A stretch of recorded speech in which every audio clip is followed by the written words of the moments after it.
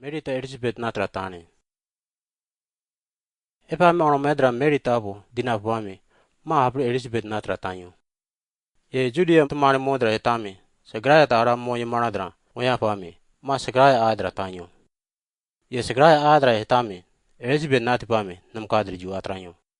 Elizabeth merita namkadri ju atra dara ono medra. Waya manatabu ye kokodruna humsrenyo. Epa me Elizabeth ye erede sokota trumi yedra hanyo.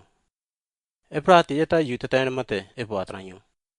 Ule hapuruma durudra gota wedra siene pato hammama.